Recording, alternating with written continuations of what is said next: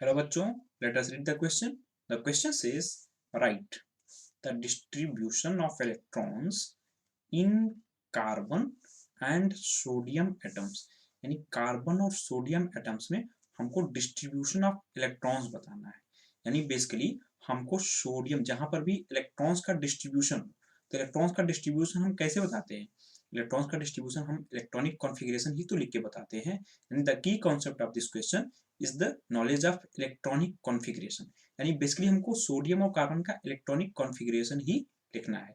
तो पहले जानते हैं कि रूल्स क्या होते हैं इलेक्ट्रॉनिक कॉन्फ़िगरेशन लिखने के। ठीक है, यानी अगर इलेक्ट्रॉनिक कॉन्फ़िगरेशन लिखना है तो रूल्स क्या होते हैं इलेक्ट्रॉनिक कॉन्फ़िगरेशन को लिखने के।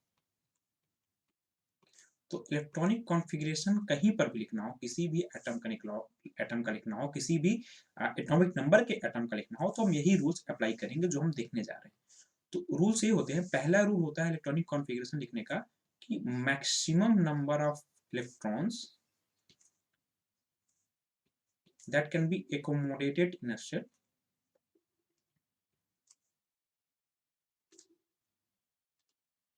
यानी मैक्सिमम नंबर ऑफ इलेक्ट्रॉन्स जो एक सेल में एकोमोडेट किए जा सकते हैं वो होते हैं कितने? 2n² 2n² के फॉर्म में, जहां पे n की वैल्यू यानी n क्या है? Energy level 1 2 3 and all that. ठीक है, यानी सेल नंबर। ठीक है, ये हो गया पहला रूल। दूसरा रूल होता है कि किसी भी एटम का अगर वैलेंस शेल है तो वैलेंस शेल में 8 इलेक्ट्रॉन से ज्यादा नहीं हो सकते। यानी जो दूसरा रूल है वो है कि valence shell can not have more than 8 electrons.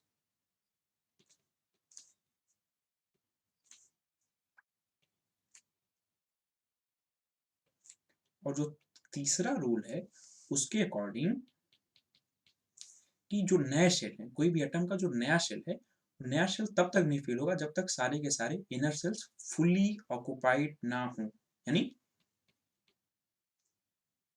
New shell can't be filled unless all inner shells are fully occupied. जब तक सारे के सारे अंदर वाले सेल्स फुली ऑक्युपाइड ना हो तब तक हम नए सेल्स में फिलिंग नहीं कर सकते। ठीक है,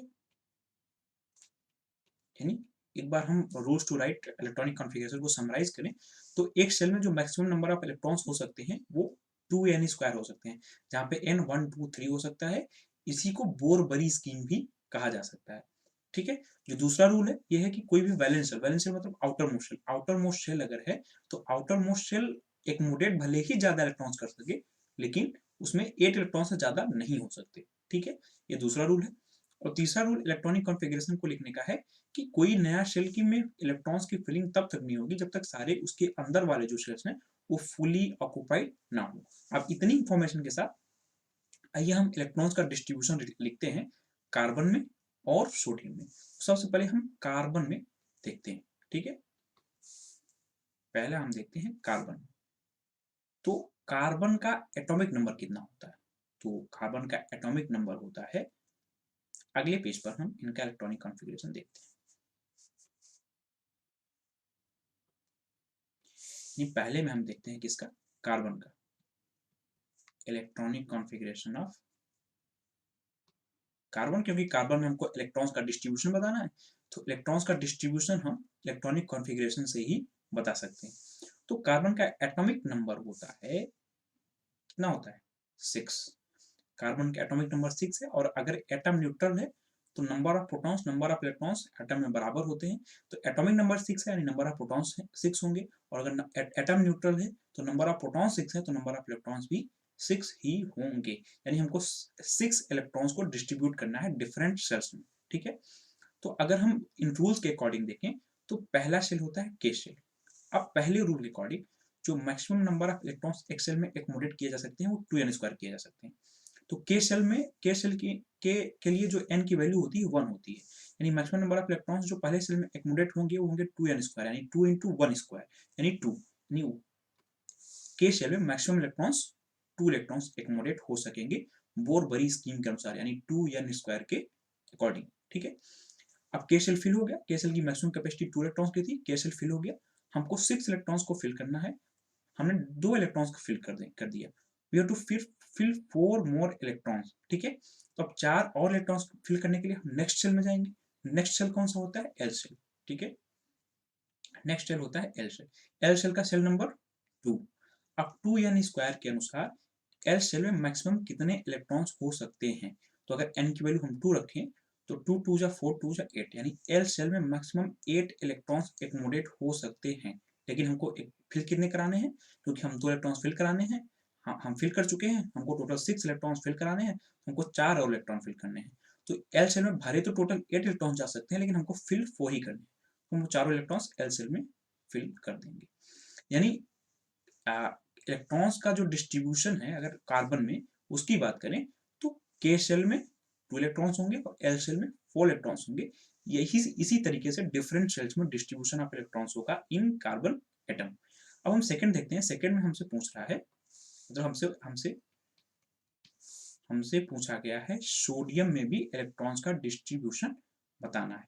तो सिमिलरली हम सोडियम का भी इलेक्ट्रॉनिक कॉन्फ़िगरेशन लिख के उनमें भी इलेक्ट्रॉन्स का डिस्ट्रीब्यूशन बताएंगे, ठीक है।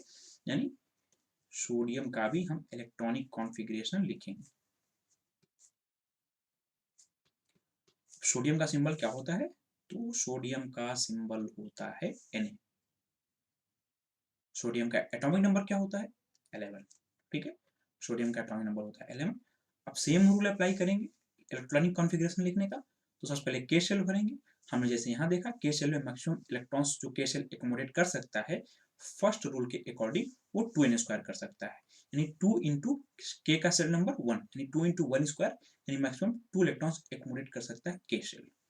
हमने यहाँ पर देखा था कि एल सेल मैक्सिमम एकोमोडेट कर सकता था जो इलेक्ट्रॉन्स वो थे 8 इलेक्ट्रॉन्स, यानी L shell maximum 8 electrons accommodate कर सकता था। कैसे?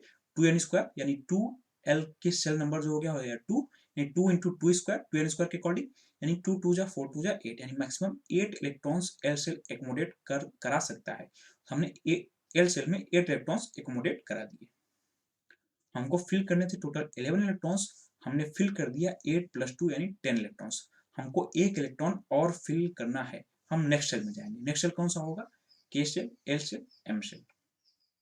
नेक्स्ट सेल कौन सा होगा? M shell. अब हम इलेक्ट्रॉन्स की फिलिंग एम सेल में करेंगे। तो क्योंकि हम 10 इलेक्ट्रॉन्स फिल कर चुके हैं, हमको एक ही ज्यादा इलेक्ट्रॉन फिल करना है, तो हम एम सेल में एक इलेक्ट्रॉन फिल कर देंगे। यानी सोडियम में अगर इलेक्ट्रॉन्स के डिस्ट्रीब्यूशन की बात की जाए तो सोडियम में हमारे पास इलेक्ट्रॉन्स का डिस्ट्रीब्यूशन मिला के सेल में 2, एल सेल में 8 और एम सेल में 1 इलेक्ट्रॉन। यानी इस क्वेश्चन के फाइनल आंसर की बात की जाए, इस क्वेश्चन में हमसे पूछा था कि इलेक्ट्रॉन्स का डिस्ट्रीब्यूशन बताना है कार्बन में और सोडियम में। तो हमने कार्बन में इलेक्ट्रॉन का डिस्ट्रीब्यूशन देखा 2 4 इन के सेल एंड एल सेल, और हमने सोडियम इलेक्ट्रॉन्स का डिस्ट्रीब्यूशन देखा के एल एम सेल में 2 8 1 इलेक्ट्रॉन्स, ठीक है। Hope you understood it well. Best of luck.